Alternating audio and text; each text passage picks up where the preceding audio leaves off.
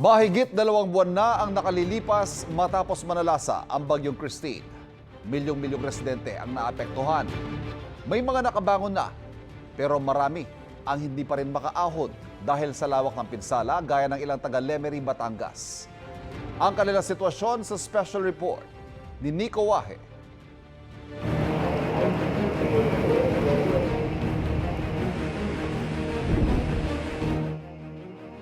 Masagana at lunti ang bukid ang aming barangay. Pinagkukunan ng maraming mga gulay at kabuhayan ng aming taga-barangay.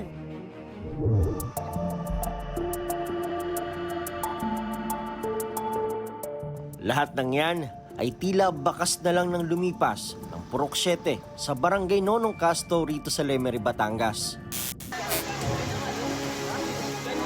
Ang sinasabi kasing kasaganahan at kagandahan ng barangay, tinanod ng bagyong Christine noong Oktubre.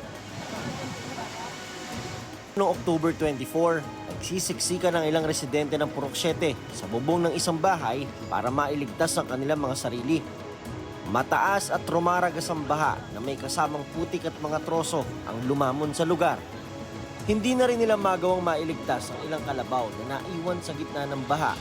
Sa buong buhay ko po, 70 taon na po ako. Ngayon lang po nagganap ang ganyang kalaking pagbaha. At ganyan po kalaki ng pinsala sa aming barangay. Pag konting ulan, naguguni-guni na namin yung parang lilikas pa tayo. Nagkaroon na po ng trauma.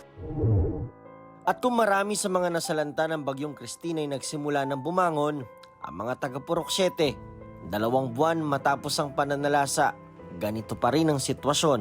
Ang malawak na tubuhan at taniman, ngayon ay tila disyerto, wasak ang halos lahat ng bahay. May iba nga na tuluyang kinain ng lupa matapos ang baha at kalahati na lang ang nakalitaw. Kaya marami sa mga residente sa mga makeshift na lang na bahay nakatira. Itong nilalakaran ko ay yung mismong barangay road ng Barangay Nonong Casto na pwedeng daanan ng mga tao at maging ng mga sasakyan. Pero nang dumating ang rumaragas ang baha na may kasamang putik at mga troso, ang barangay road natabunan ng ganito kataas na lupa. Ang pamilya ni Josephine, isa sa mga nawalan ng bahay. Tabing ilog ang bahay nila. Ito ho yung dating kwarto namin. Ito ho yung kusina, ngayon wala na ho.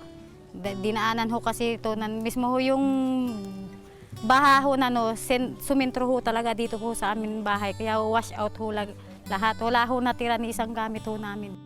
Mabuti na lang at walang napahamak sa kanyang mga anak. Ang biyenan ni Josephine na si Flor de Liza na matagal na rin sa lugar. Ngayon lang din daw naranasan ng ganito katinding bagyo. Ito, ano yung tsura nito dati bago bagyo? Ano rin sir? Ganyan ka taas. Patag are. May mga saging are din ni sir. Isa naman sa itinuturong dahilan ng mga residente kung bakit naranasan nila ang ganito kalaking baha, ay ang maliit na tulay na ito na nagdurugtong sa Barangay Nonong Casto at Barangay Matinggain.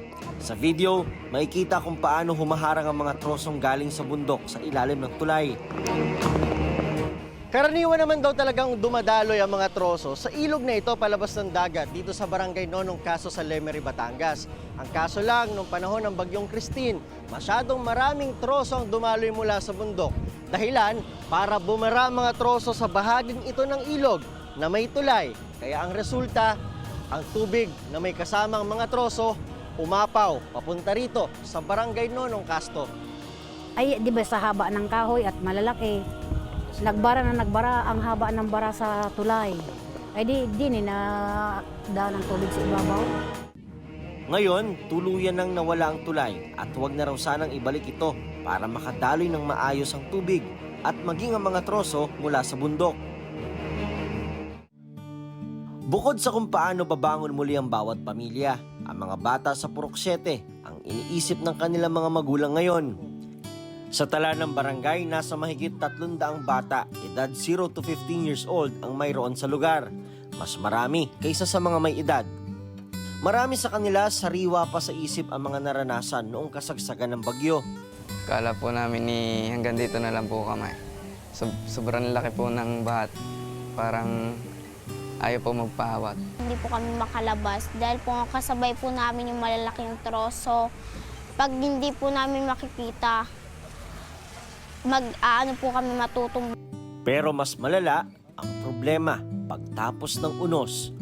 Marami sa mga bata ang hindi agad nakapasok ng eskwelahan. Nung humupa na po yung tubig, hindi ko na po nakita yung mga gamit ko dahil po natabunan na po ng putik. Yung mga gamit ko po yung nadala ng baha. Nandun po yung mahalagang Kaya po ako yung naghahabol na lang. Ang ibang mga bata sa tent lang natutulog, naiinitan dahil wala pa rin kuryente. Kinakailangan ding mag-igib ng tubig sa malayo para lang may mainom. Kaya mga foundation tulad ng Save the Children Philippines, mas pinagtutuunan ngayon ang pangangailangan ng mga bata, lalo na't sunod-sunod ang pumasok ng mga bagyo sa bansa. Isa sila sa mga una nagpahatid ng tulong sa barangay Nonong Casto matapos ang bagyong Christine. Parte rin ito ng kanilang Lahat Dapat Safe campaign. Mahigit 1 milyon ang naitala ng mga bata ay naapektuhan nito. No? Ibig sabihin, yung mga bata, sila yung most vulnerable pagdating sa mga ganitong sitwasyon. At dapat na maisaalang-alang yung kaligtasan nila una't una pa lang sa mga ganitong klaseng kabibigat na panganib na pwede nilang maranasan. Sa ngayon, patuloy ang clearing operation sa lugar para kahit papaano ay maibalik ito sa dati. May mga ipinadalang backhoe ang LGU para maghukay ng mga lupa at mag-alis ng mga troso. Ang kailangan daw ng mga residente ngayon, mga materyales para maitayo ang kanilang mga bahay at maging mga damit na pwede nilang maisuot.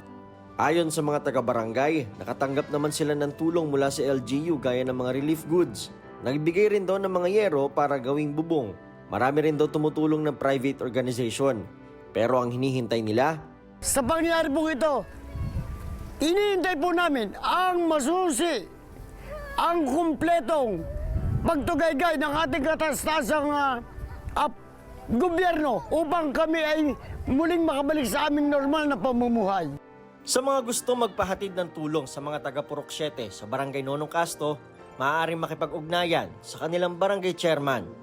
Ito ang unang balita ni Kuwahe para sa GMA Integrated News.